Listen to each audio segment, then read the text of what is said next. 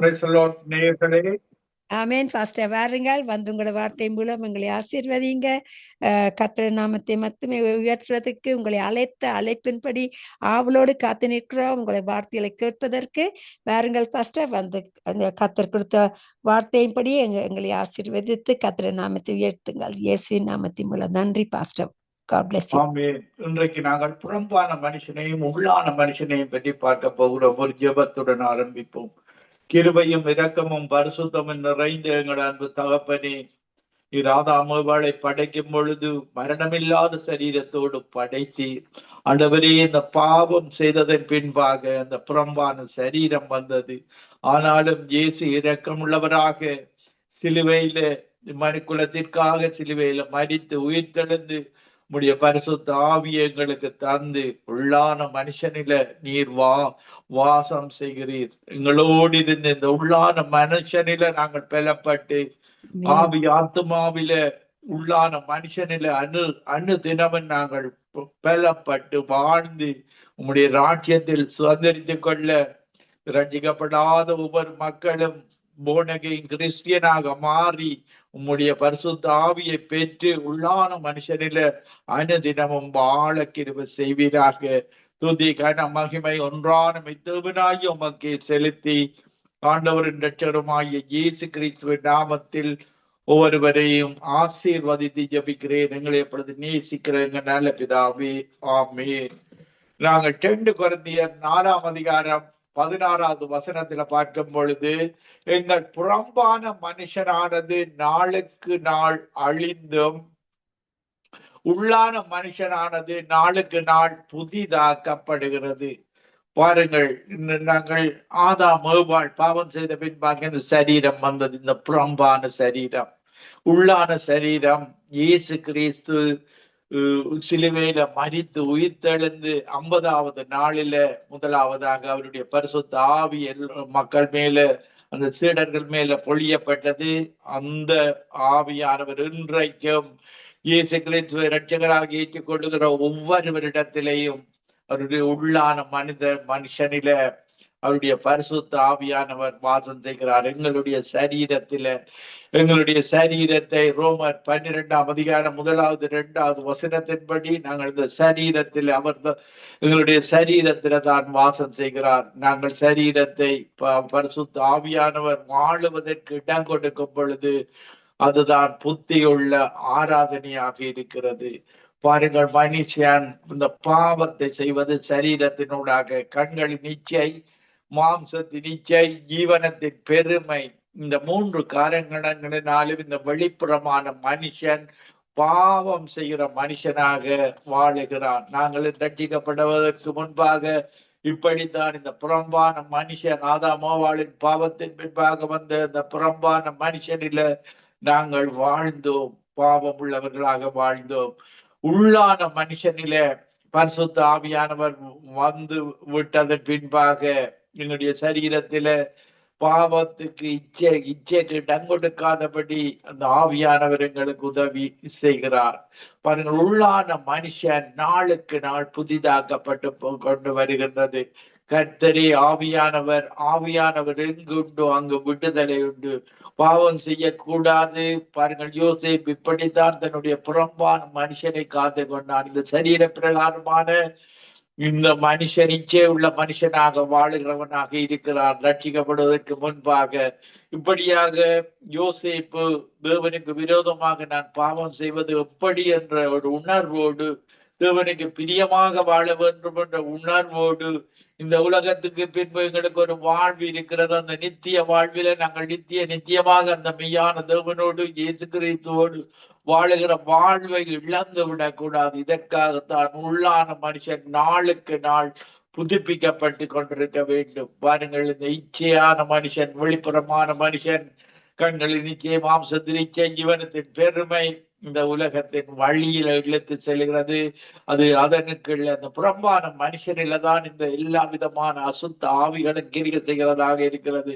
கண்களுக்கூடாக, மாம்சத்துக்கூடாக, இப்படியாக இந்த சரீரத்துக்கூடாக அந்த அசுத்த ஆவிகள், தீமையான ஆவிகள், தேவனுக்கு பிரியமில்லாத விழுந்து போன ஆவிகள், அத்தனை ஆவிகளும் இந்த புறம்பான மனுஷனில கிரிகை செய்கிறதாக இருக்கிறது. இதற்காகத்தான் பரிசுத்த ஆவியானவர் வேண்டும். போனகின் கிறிஸ்டியனாக நீங்கள் ஒவ்வொருவரும் மாறும் பொழுது அந்த பரிசுத்த ஆவியானவர் எங்களை பாவத்தை குறித்தும் நீதியை குறித்தும் நியாய தீர்ப்பை குறித்தும் கண்டித்து உணர்த்தி எங்களை வழி நடத்துகிறவராக இருக்கிறார். 2 கொரிந்தியர் 4:17 காணப்படுகிறவைகள் அல்ல, காணப்படாதவைகளை நோக்கி இருக்கிற நமக்கு அதிசீக்கிரத்தில் நீங்க லேசான நம்முடைய உபத்திரவம் மிகவும் அதிகமான நித்திய கன மகிமையை உண்டாக்குகிறது. இன்றைக்கு நாங்கள் இந்த மாம்ச கண்களுக்கூடாக பரலோகத்தை காணவில்லை. ஆனால் பரலோகத்திலே அனுப்பப்பட்ட பரிசுத்த ஆவியானவர் எங்களுக்கு வாசம் செய்கிறதன் மூலமாக 1 பேதுரு 1:12 சொல்லுகிறது, பரலோகத்திலிருந்து அனுப்பப்பட்ட பரிசுத்த ஆவியானவர் எங்களை முத்திரை போட்டு எங்களை பரலோக பிரஜைகளாக மாற்றி இருக்கிறார். யார் யார் இந்த உலகத்தில பரிசுத்த ஆவியை பெற்றார்களோ பரலோகத்திலிருந்து அனுப்பப்பட்ட ஒவ்வொருவரையும் நாங்கள் பரலோகத்தின் தூதர்களாக வாசம் செய்கிறோம். இன்மைக்கு பின்பு நாங்கள் தேவனோடு வாழுகிற வாழ்வை அந்த ஒன்றான மெய்த்தேவனோடு இயேசு ராஜாவோடு வாழுகிற வாழ்வு, கவலை இல்லாத, கண்ணீர் இல்லாத, துக்கம் இல்லாத, மரணமே இல்லாத, ராக்காலம் இல்லாத, பாவமே இல்லாத, பிசாசு இல்லாத அந்த ராஜ்யத்துல வாழ போறோம். இந்த உலகத்துல துரைத்தனத்தின் ஆவிகள், அதிகாரத்தின் ஆவிகள், வெளியான பலவிதமான ஆவிகள், மதங்களுக்கூடாக, சகல மதங்களுக்கூடாகவும் இந்த பிசாசுகள் செயற்படுகின்றது. பாருங்கள், தவறுகள் எல்லாம், இந்த பாவங்கள், எரிச்சல்கள், பொறாமைகள், இந்த மாம்ச குணங்கள் எல்லாம் இந்த புறம்பான மனுஷனில இப்படியான ஆவிகளுக்கூடாக, மத ஆவிகள், பொல்லாத ஆவிகள், எரிச்சலின் ஆவிகள், விபச்சாரம், வேசித்தின் அத்தனை மாம்ச கிரிகளுக்கூடாக பாவம் செய்ததன் பின்பாக இந்த மாம்ச சரீரம் வந்தது. இந்த விழுந்து போன தூதர்கள் இந்த சரீரத்துக்கூடாக அத்தனை பாவ காரியங்களையும் எங்களுடைய சரீரத்தினூடாக செய்ய வைக்கிறது பிசாசு. இதற்காகத்தான் பிசாசை எதிர்த்து நில்லுங்கள், அவன் உங்களை விட்டு ஓடி போவான். இயேசு கூட சோதிக்கப்படும் பொழுது பாருங்கள், இயேசுவும் இந்த உலகத்துல ஊழியம் செய்ய வந்த பொழுது சோதிக்கப்பட்டார். அவருடைய வார்த்தையினாலே அவர் அதை மேற்கொண்டார். மனுஷன் அப்பத்தினால மாத்திரமல்ல, தேவனுடைய வாயிலிருந்து புறப்படும் ஒவ்வொரு வசனத்தினாலும் பிழைப்பான். பாருங்கள், மதங்கள் அவர்கள் உணவை தேடித்தான் அவர்கள் பிரசங்கிப்பார்கள். உணவுதான் மனிதனுக்கு தேவை. ஆனால் தேவனுடைய வார்த்தை, இந்த உலகத்தை படைத்த தேவனுடைய வார்த்தை, இயேசு கிறிஸ்து தருகிற ஆவியானவர் சொல்லுகிறார், அப்பம் மாத்திரமல்ல, தேவனுடைய வாயிலிருந்து புறப்படும் ஒவ்வொரு வார்த்தையினாலும் மனிதன் பிழைப்பான். பாருங்கள், இந்த வார்த்தையானது யோவான் 1:1 சொல்லுகிறது, ஆதியிலே வார்த்தை இருந்தது, வார்த்தை தேவனிடத்தில் இருந்தது, அந்த வார்த்தை தேவனாக இருந்தது. அந்த தேவனுடைய வார்த்தை எங்களை வாழ வைக்கிற வார்த்தையாக இருக்கிறது. அது ஒரு தேனிலும் இனிமையான வார்த்தையாக இருக்கிறது. பாருங்கள், ஔஷதமாக, பிரிஸ்கிரிப்ஷனாக, சில நோய்களுக்கு அந்த வார்த்தை ஒரு மருந்தாக இருக்கிறது. பாருங்கள், அந்த வார்த்தையை நீங்கள் துன்மார்க்கத்துல வாழ்ந்தீர்களாக இருந்தால் இந்த எலும்பு உருகி போயிரும். துன்மார்க்கத்திலே கவலையில வாழ்ந்தீர்களாக இருந்தால் அவருடைய வார்த்தையில பரிசுத்த ஆவியானவர் உதவியோடு தேனை போல நாங்கள் அருந்தி வாழுவோமாக இருந்தால் இந்த வாழ்வு ஒரு நித்திய வாழ்வாக, இந்த உலகத்திலே ஒரு இன்பமாக, பாவம் இல்லாமல் பரலோக சந்தோஷத்தோடு வாழுகிற வாழ்வாக இருக்கும். இதன் பின்பு நித்தியமாக அந்த மெய்யான தேவனோடு வாழுகிற வாழ்வு.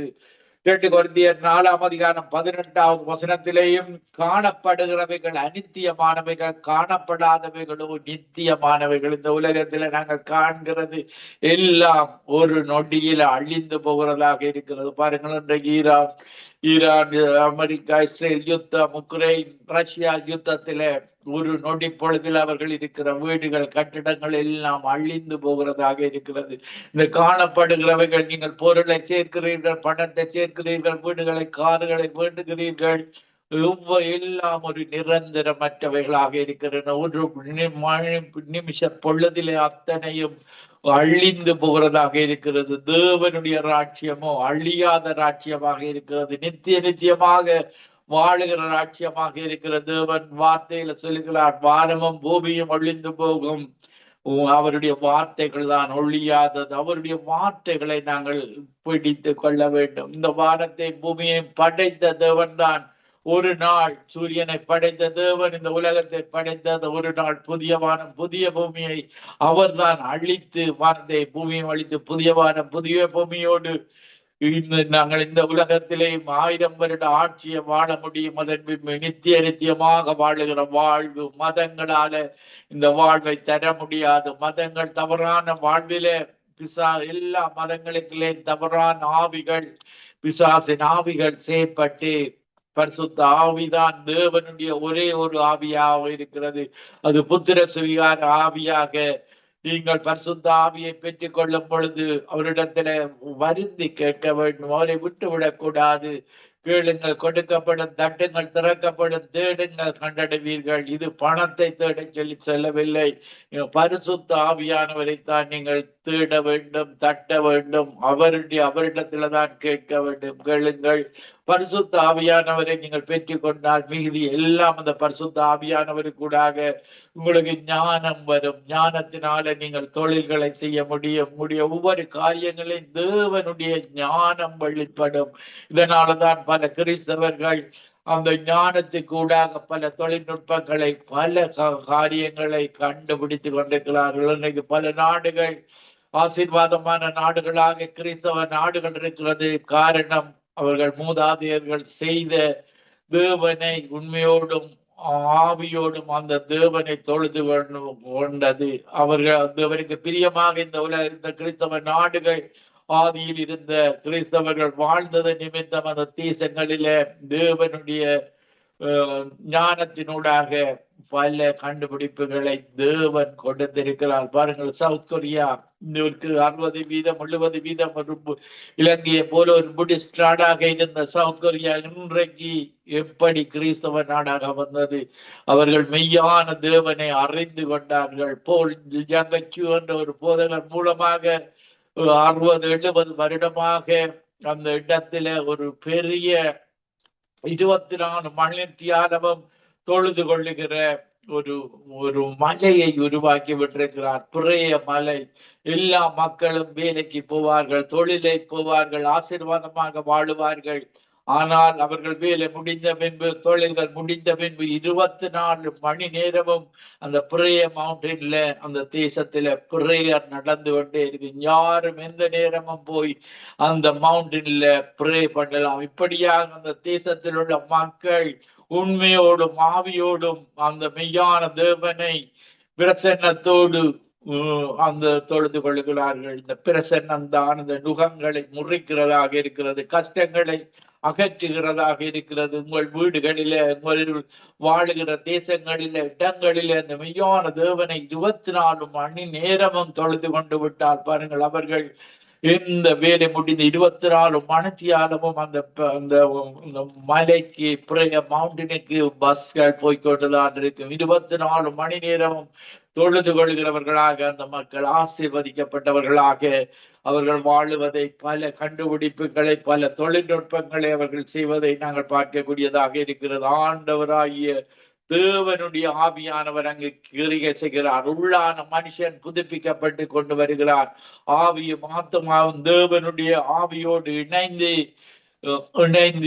அவர் தேவனிடத்திலே இருந்து பாருங்கள், எப்படி யோசேப்புக்கு ஞானத்தை கொடுத்தாரோ, தானியேலுக்கு மறைபொருளை வெளிப்படுத்துற ஞானத்தை கொடுத்தாரோ, இப்படியாக பழைய ஏற்பாட்டில் இருந்தாலும் புதிய ஏற்பாட்டில் இருந்தாலும் தேவனுடைய பிள்ளைகளுக்கு தேவன் ஞானத்தை, அறிவை, புத்தியை, தொழில்நுட்பங்களை கொடுத்து அவர் ஆசீர்வதிக்கிற தேவனாக இருக்கிறார். இப்படியான தேவனை நீங்கள் ஒரு பொழுதும் மறந்து விடக்கூடாது. மெய்யான தேவன் பாருங்கள், 1 அதிகாரத்தில் இந்த உலகத்தில் உள்ள அனைத்தையும் உருவாக்கினவர் எங்களுடைய தேவன். இறுதியாக மனிதனை படைத்து மனிதனுக்கு ஏற்ற துணையை கொடுத்து பாருங்கள், அந்த ஆதாம் ஏவாள் ஏதேன் தோட்டத்திலே ஏஞ்சல்ஸாக இருந்து பிசாசாக வந்த பிசாசு அவர்களை வஞ்சித்து அவர்கள் இந்த புறம்பான மனுஷனுடைய சரீரத்தோடு இன்றைக்கு நாங்களும் வாழ்ந்து கொண்டிருக்கிறோம். ஆதாம் ஏவாளின் சந்ததியாக பாருங்கள், புறம்பான மனுஷன், இந்த சரீர பிரகாரமான மனுஷன், வெளிப்புறமான மனுஷன் ஆத்மாவோடு இணைந்து பாவத்தில வாழ்கிறான். இதற்காகத்தான் பாருங்கள், முதற் கொலையே அந்த பிசாசு கூடாக ஆதாம் ஏவாள் இருந்த ஏதேன் தோட்டத்திலே இருந்த அந்த லூசிபரஸ் பிசாசினூடாக காயின் ஆபேலை கொலை செய்கிறான். ஆதியாகமம் 4ஆம் அதிகாரத்துல பார்ப்பீர்களாக, எரிச்சலின் ஆவி வந்து அவர் சகோதரரை கொலை செய்கிறார். அதுதான் பிசாசு இன்றைக்கும் செய்து கொண்டிருக்கிறது. இன்றைக்கு அத்தனை யுத்தங்களுக்கும் கொலைகளுக்கும் காரணமாக பிசாசின் ஆவிகள் செயற்படுகிறான். பாருங்கள், யோன் 10:10 திருடன் கொல்லவும் அழிக்கவும் வருகிறான் என்று வேறொன்றுக்கும் வரான். இயேசுவோ எங்களுக்கு வாழ்வு தரவும், அந்த வாழ்வு பரிபூர்ணப்பட்ட வாழ்வாக, இயேசுக்கு ராஜாவோடு வாழுகிற வாழ்வாக, அந்த வாழ்வை உள்ளான மனுஷனை புதுப்பித்து அவரோடு வாழுகிற வாழ்வை அவர் தருகிற தேவனாக இருக்கிறார். பாருங்கள், எங்களுடைய குடியிருப்பு பரலோகத்திலே இருக்கிறது. அதுதான் நாங்கள் காணாத பரலோகம், மாம்ச கண்களினால பார்க்க முடியாத பரலோகம். பாருங்கள், நாங்கள் பிலிப்பியர் 3ஆம் அதிகாரம் 20வது வசனத்துல பார்க்கும் பொழுது நம்முடைய குடியிருப்போ பரலோகத்தில் இருக்கிறது. அங்கே இருந்து கர்த்தராய் இருக்கிற இயேசு கிறிஸ்து என்னும் ரட்சகர் வர எதிர்பார்த்து கொண்டிருக்கிறோம். முதல் முறை இந்த உலகத்துல இயேசு வரும் பொழுது ரட்சகராக, அப்போஸ்தலர் 4:12 படி ரட்சகராக இந்த உலகத்துல வந்தார். மனுக்குலம் ரட்சிக்கப்பட தன் உயிரை கொடுத்து இந்த மதங்களில வாழுகிற மக்கள், இந்த பாவ சாப வாழ்வில பார்க்கிற இந்த பிரம்பான மனுஷனாக வாழுகிற மக்கள் அழிந்து உள்ளான மனுஷனில பலப்பட அந்த பரிசுத்த ஆவியானவரை தருவதற்காக அவர் இந்த உலகத்திலே வந்து தன்னுடைய சிலுவை மரணத்தின் பின்பாக அந்த பரிசுத்த ஆவியை சீடர்கள் மூலமாக இன்றைக்கு விசுவாசிக்கிற எல்லாருக்கும் சம்பூரணமாக கொடுத்து கொண்டிருக்கிறார். அப்படியான தேவன் மீண்டுமாக அவர் ஜட்ஜாக வரப்போகிறார். ஜட்ஜ்மெண்ட் புக் தான் பைபிளாக இருக்கிறது. இந்த பைபிளின் படிதான் நாங்கள் வாழும் பொழுது எங்களுடைய உள்ளான மனுஷன் பலப்பட்டு அவருடைய சரீரத்தோடு நாங்கள் நித்தியமாக இயேசு கிறிஸ்துவோட வாழுகிற வாழ்வு. இந்த வாழ்வை மதங்கள் எந்த மதமும் தர முடியாது. அவர்கள் வஞ்சிக்கிற ஆவிகளுக்கூடாக எந்த மதத்துக்கூடாகவும் பரலோகம் போகலாம் என்ற தவறான பிரச்சாரத்தோடு வாழுகிறார்கள். பாருங்கள், மதங்கள் உங்களுக்கு விடுதலை தராது. அது அடிமைத்தனத்தின் ஆவிதான் எல்லா மதங்களிலேயும் காணப்படுகிறது. அங்கு போதிக்கிற மக்கள் துரைத்தன ஆவிகளோடு, அதிகாரத்தின் ஆவிகளோடு, ஒரு கண்ட்ரோலிங் ஸ்பிரிட்டாக நீங்கள் இப்படியான காரியங்களை செய்ய வேண்டும் என்று உங்களை அடிமைப்படுத்தி விடுவார்கள். நன்மையை தீமை என்றும் தீமையை நன்மை என்றும் போதிக்கிறது தான் மதம். பாருங்கள், சில நல்ல காரியங்களை செய்தாலும் ஆனால் பரலோகத்துக்கு மதங்கள் வழி அல்ல, இயேசுதான் வழி. இதற்காகத்தான் இயேசுவை இந்த உலகத்தில் உள்ள அனைத்து மக்களும் இரட்சகராக ஏற்றுக்கொள்ள வேண்டும். பாருங்கள், இன்றைக்கு நாங்கள் அவருடைய ஆவியின் அபிஷேகத்தை பெற்றிருக்கிறோம். இன்னைக்கு இந்திய வெளிச்ச சங்கமன் ரேடியோவில ஊழியர் செய்கிறவர்கள், கேட்கிறவர்கள் அநேகமானவர்கள் பாருங்கள், அந்த பரிசுத்த ஆவியை பெற்று நாங்கள் தேவனுக்கு பிரியமாக வாழ்ந்து கொண்டிருக்கிறோம். பாருங்கள், நாங்கள் ஜென்ம சரீரத்தோடு தான் இந்த உலகத்துல பிறக்கிறோம். பிறந்து எப்பொழுது நாங்கள் பரிசுத்த ஆவியின் அபிஷேகத்தை பெற்றோமோ நாங்கள் பரிசுத்த ஆவியினால் நிரப்பப்பட்டு உள்ளான மனுஷனில பலப்பட்டு வாழுகிற வாழ்வு. பாருங்கள், ஜென்ம சரீரமான மனுஷன் ஆதாம் ஏவாளின் சந்ததியாகிய நாங்கள் ரட்சிக்கப்படுவதற்கு முன்பாக ஜென்ம சரீரத்தோடு வாழ்ந்தோம். 1 கொரிந்தியர் 2ஆம் அதிகாரம் 14வது வசனத்துல ஜென்ம சுபாவமான மனுஷனோ தேவனுடைய ஆவிக்குரியவைகளை ஏற்றுக்கொள்ளார். பாருங்கள், மதத்தில் உள்ளவர்களுக்கு விளங்காது, பரிசுத்த ஆவியானவரை பற்றி தெரியாது.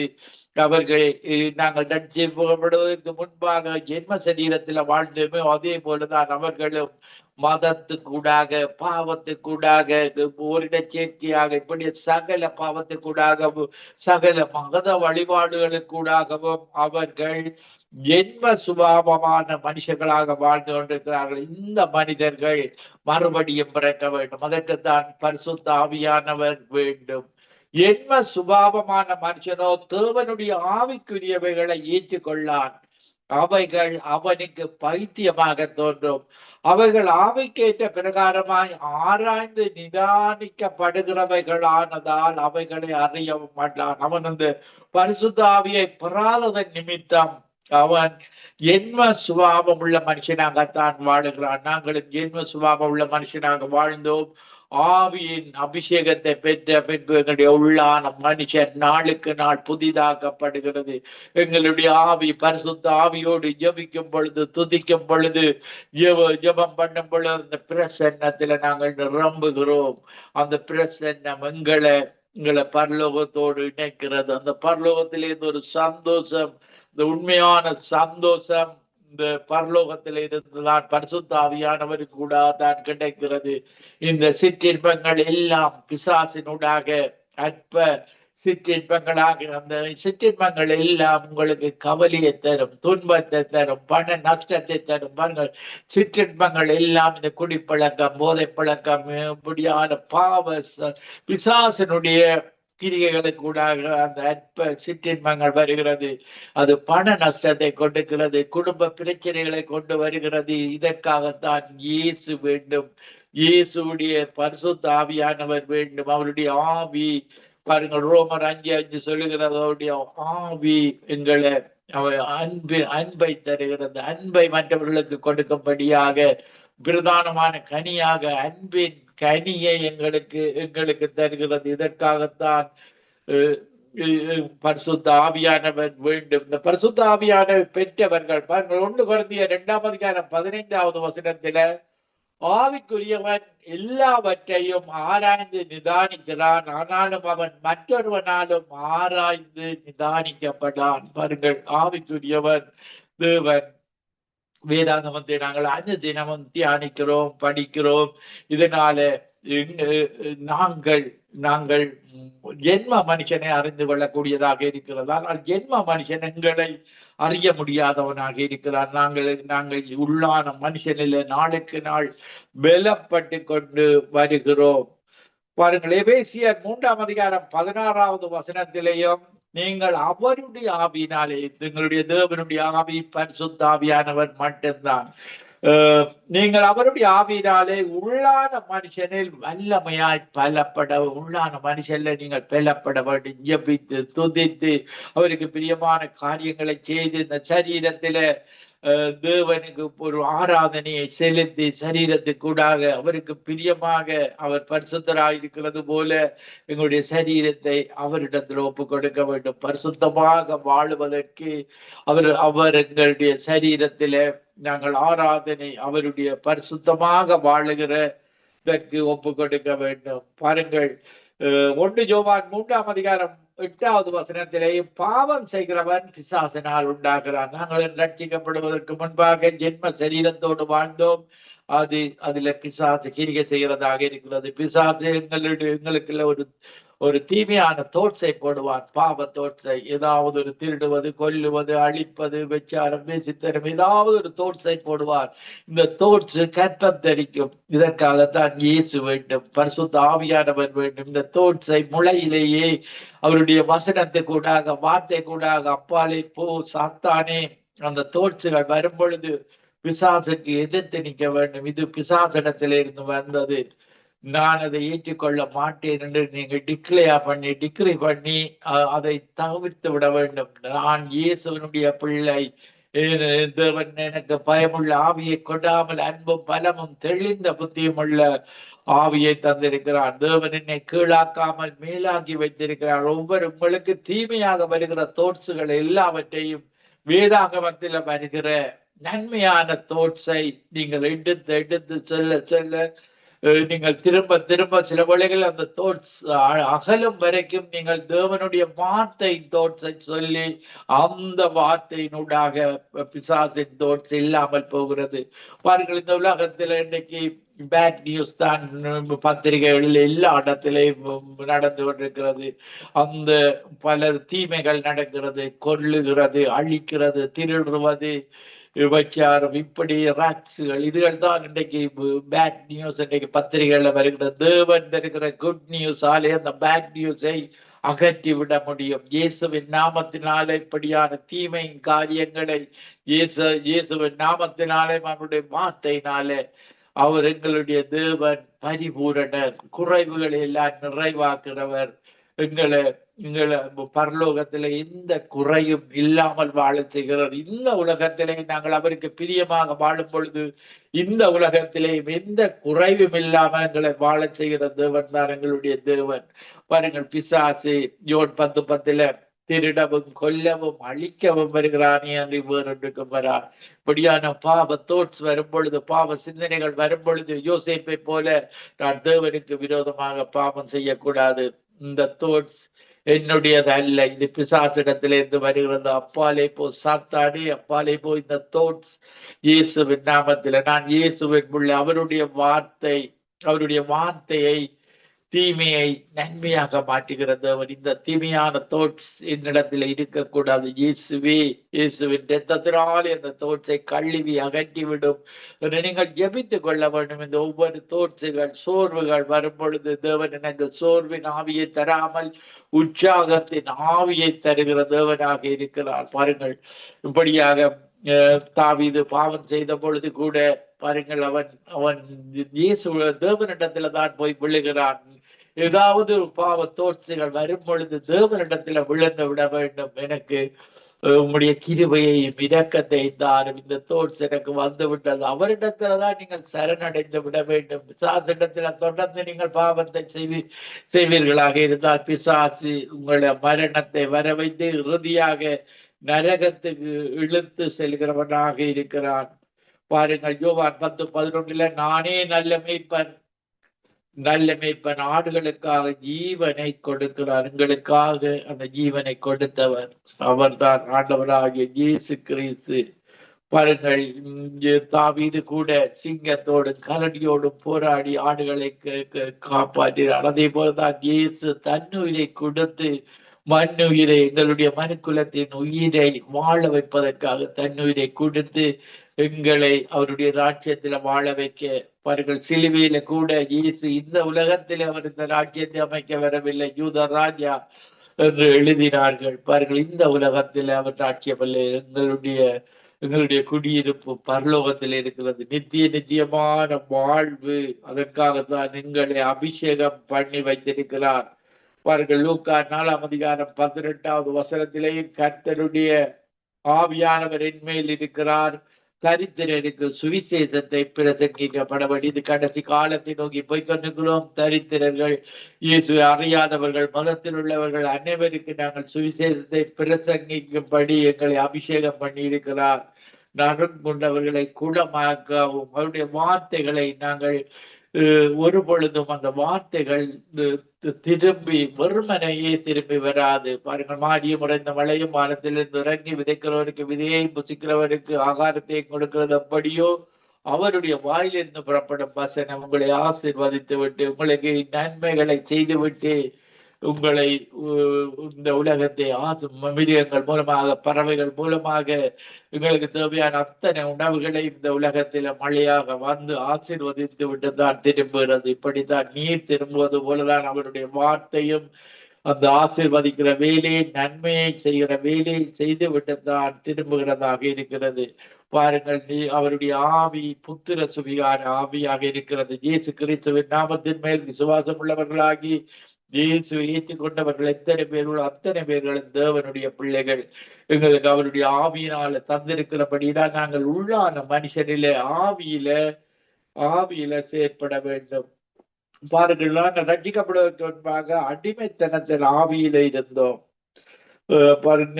கலாத்தியர் 4:8 நீங்கள் தேவனை அறியாமல் இருந்த போது சுபாவத்தின்படி தேவர்கள் அல்லாதவர்களுக்கு அடிமைகளாக இருந்தீர்கள். பாருங்கள், இந்த மதங்களில அடிமைகளாக இருக்கிறது, பாவத்தின் அடிமைகளாக இருக்கிறது. இதுதான் தேவர்கள் அல்லாதவர்களுக்கு நாங்கள் ரட்சிக்கப்படுவதற்கு முன்ன அடிமைகளாக. இன்றைக்கு நாங்கள் தேவனுடைய அந்த மெய்த்தேவனுடைய, இந்த உலகத்தை படைத்த ஒன்றான மெய்த்தேவனுடைய தேவனே எங்களுக்குள்ள வாசம் செய்கிறார். பரிசுத்த ஆவியானவர் மூன்றாவது third person of the Trinity எங்களுக்குள்ள எங்களுடைய சரீரத்தில வாசம் செய்கிறார். இதனால நாங்கள் புத்திர சுவிகார ஆவியை பெற்றிருக்கிறோம். 2 தீமோத்தேயு 1:7 தேவன் நமக்கு பயமுள்ள ஆவியை கொடாமல் அன்பும் பலமும் தெளிந்த புத்தியும் உள்ள ஆவியை கொடுத்திருக்கிறார். இப்படியான தேவன், நன்மைகளை செய்கிற தேவன். பாருங்கள், நீங்கள் பிசாசை நம்பி அவனுடைய சிற்றின்மைகளுக்காக, அவனுடைய பாவங்களுக்காக உங்களுடைய நித்திய வாழ்வை இழந்து விடக்கூடாது. நான் ஒரு சிறிய பாடலை பாடி உங்களுக்காக ஜெபிக்கிறேன். பரலோகமே பரலோகமே உம்மை துதிப்பதால் கர்த்தாவே அங்கே வாழ்கிறீர்.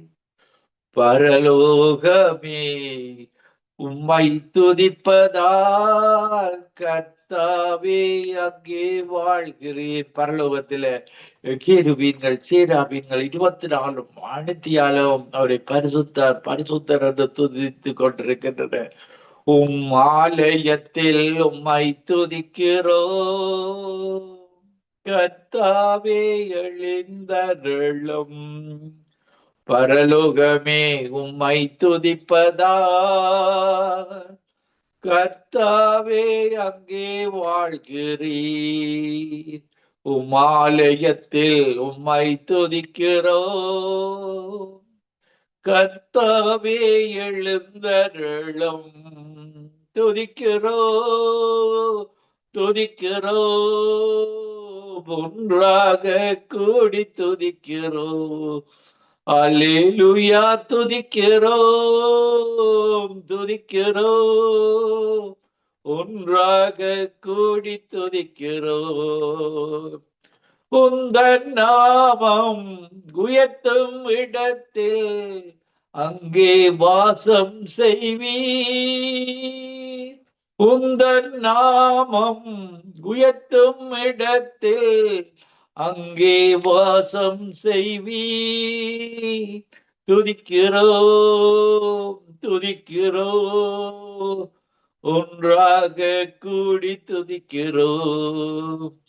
உம்மை போல் ஒரு தெய்வம் இல்லை சர்வ சிருஷ்டிகரே. துதிக்கிறோ ஒன்றாக கூடி துதிக்கிறோ. துதியும் கனமும் மகிமை எல்லாம் உமக்கே செலுத்துகிறோ. ஆண்டவரே, உமக்கு தான் துதி கன மகிமை அந்த ஒன்றான மெய்த்தவன் ஒருவருக்கே நாங்கள் செலுத்த வேண்டும். பாருங்கள், அவர் வேர்ஷிப்பில பிரியமுள்ள தேவன். எரிச்சல் படுவார். நீங்கள் மதங்களுக்கு பாவங்களுக்கு மகிமைப்படுத்தினா இருந்தால் தேவன் எரிச்சல் உள்ளவராக வருகிறார். பாருங்கள், இதற்காகத்தான் துதியும் கனமும் மகிமை எல்லாம் உமக்கே செலுத்துகிறோ. துதிக்கிறோ ஒன்றாக கூடி துதிக்கிறோ. பரலோகமே உம்மை துதிப்பதா கர்த்தாவே அங்கே வாழ்கிறீர். ஆலயத்தில் உம்மை துதிக்கிறோ கர்த்தாவே எழுந்தருளும். ஆண்டவரே, நிகழ்ச்சியை கேட்டுக்கொண்டிருக்கிற ஒவ்வொரு மக்களுக்காக நீர் எழுந்தருள வேண்டுமாறு ஜெபிக்கிறோம். ஆண்டவரே, ஒவ்வொரு மக்களையும் அபிஷேகத்தினால் நிரப்புவதற்காக நீர் எழுந்தருளும்படியாக ஜெபிக்கிறோம். அப்பத்தை கேட்டால் கல்லை கொடுப்பேனா, மீனை கேட்டால் பாம்பை கொடுப்பேனா. பொல்லாதவர்களாகிய நீங்கள் உலகத்து அப்பாக்கள் தங்கள் பிள்ளைகளுக்கு நல்ல ஈவுகளை கொடுக்க அறிந்திருக்கும் பொழுது பரிசுத்த ஆவியானவர் இந்த நேரத்தில் எழுந்தருளி உம்முடைய பரிசுத்த ஆவிய ஒவ்வொரு மக்கள் மேலும் இயேசுவின் நாமத்தில நிரப்புவீராக. In the name of Jesus, mighty name of Jesus, holy name of Jesus. ஒருவரும் விடக்கூடாது. ஆவியானவரே, இரக்கமுள்ளவர் அல்லவா, அன்புள்ளவர் அல்லவா, பரிசுத்தமுள்ளவர் அல்லவா, மாம்சமான யாவர் மேலும் என் ஆவியை ஊற்றுவேன் என்றவர் அல்லவா. பொய் சொல்ல மனிதர் அல்ல, மனம் மாற பரதாரரும் அல்ல, சொல்லியும் செய்யாதிருப்பீரோ, வசனித்து நிறைவேற்றாதிருப்பீரோ. இரக்கத்தை வேண்டி நிற்கிறோம், கிருபையை வேண்டி நிற்கிறோம், பரிசுத்தத்தை வேண்டி நிற்கிறோம். ஒவ்வொருவரும் இரக்கமுள்ளவர்களாக, கிருபை உள்ளவர்களாக ஒவ்வொருவரையும் மாற்றி உம்முடைய சதியான இருதயத்தை கொடுத்து நவமான ஆவியை கொடுத்து ஒவ்வொருவரை நிரப்பும். பரிசுத்தாவியின் அபிஷேகத்தினால் அவருடைய வாழ்வில் இருக்கிற ஒவ்வொரு நுகங்களும் முறிக்கப்பட்டு போவதாக. அபிஷேகத்தினால் ஒவ்வொரு நுகங்களும், கஷ்டங்கள், துன்பங்கள், கவலைகள், கண்ணீர்கள் எல்லாம் முறிந்து போவதாக. இந்த name of Jesus, mighty name of Jesus, holy name of Jesus. நீர் சொல்ல ஆகும், கட்டளையிட நீக்கும் நுகங்கள் முறிவதாக. இயேசுவின் நாமத்தில் ஒவ்வொருவரையும் இழுத்துக் கொள்ளும். அடிமைத்தனங்கள், பாவ மத வழிபாடுகள், சாபங்கள் எல்லாம் அகன்று போவதாக. யார் யார் மத வழிபாடுகள் இருக்கிறார்களோ அந்த ஒன்றான மெய்த்தேவனுடைய ஆவியை பெற்று இந்த நேரத்தில் மனம் திரும்புவார்களாக. பரிசுத்த ஆவியானவரை ஒவ்வொருவரையும் பொறுப்பெடுப்பீராக. அவர்களுடைய பைபிளை தியானிக்க அதிலே வார்த்தை இருந்தது, வார்த்தை தேவனிடத்தில், இந்த வார்த்தை தான் தேவனானவர் என்பது ஒவ்வொரு மத வழிபாடுகளிலும் வாழுகிற மக்களும் அறிந்து கொள்வார்களாக. வேதாகமத்தை வாசித்து நேசித்து அந்த ஆவியின் அபிஷேகத்தை பெற்று மறுபடியும் பிறந்த வாழ்வோடு பரலோக பிரஜைகளாக நாங்கள் ஒவ்வொருவரையும் பரலோகத்தில் சந்திக்க கிருபை செய்வீராக. நாங்கள் முகமுகமாக ரேடியோ நிகழ்ச்சி கூடாக ரட்சிக்கப்படுகிற ஒவ்வொருவரையும் நாங்கள் முகமுகமாக பரலோகத்தில் சந்திக்க உடைய அபிஷேகத்தினால் நிரப்பி அவர்களை பரவசப்படுத்துவீராக. துதி கன மகிமை ஒன்றான மெய்த்தவனாய் உமக்கை செலுத்தி ஆண்டவரும் ரட்சகருமாகிய இயேசு கிறிஸ்துவின் நாமத்தில் ஒருவனை ஆசீர்வதித்து ஜெபிக்கிறேன். எங்களை எப்பொழுது நேசிக்கிற நல்ல பிதாவே. ஆமீன், ஆமீன், ஆமீன், ஆமென், ஆமென்.